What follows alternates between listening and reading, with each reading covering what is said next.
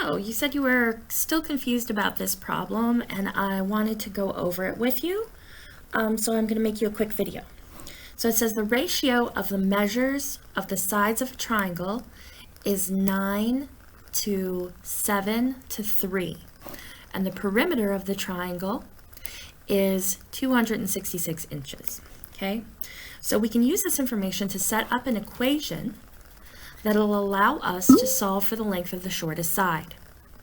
So we know that each of these sides is being multiplied by these values. Okay, so the sides are going to be multiplied to these values. So we have 3 sides because obviously it's a triangle, right? So we have our first side and our second side and our third side. And when we add those 3 sides together, it's going to add up to 266 inches because that's the perimeter. So all the outsides add up to that. Now, we're adding these together, but we don't know what each of those are. However, what we do know is that each of them has a ratio that we're multiplying it by. Okay, so I know that one of the sides is being multiplied by 9. Okay, so 9 times x is going to be equal to one of the sides.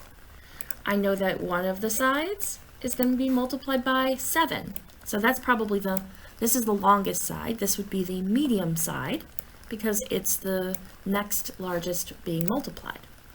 And then the last one is 3. Okay. So that would be our shortest side because it's being multiplied by the smallest value. So I know that 9x plus 7x plus 3x has to equal 266. So using that information, now we can solve for x. Okay, so if I go back and I solve 9x's, 7x's and 3x's all together, 7x and 3x is 10x plus 9 is 19. So I have 19x's all together. Now we need to figure out what those x's are. So I divide by 19 on both sides to cancel out our division or multiplication. So now I have 1x is equal to 266 divided by 19. Whoops. Sorry, I just dropped everything here. But if I divide 266 by 19, I get 14. So that means the value we're multiplying each of these scale factors by is 14 to get the actual value of each of the sides. So I know that x is equal to 14, but that's not the answer. What we're doing now is trying to find the length of the shortest side.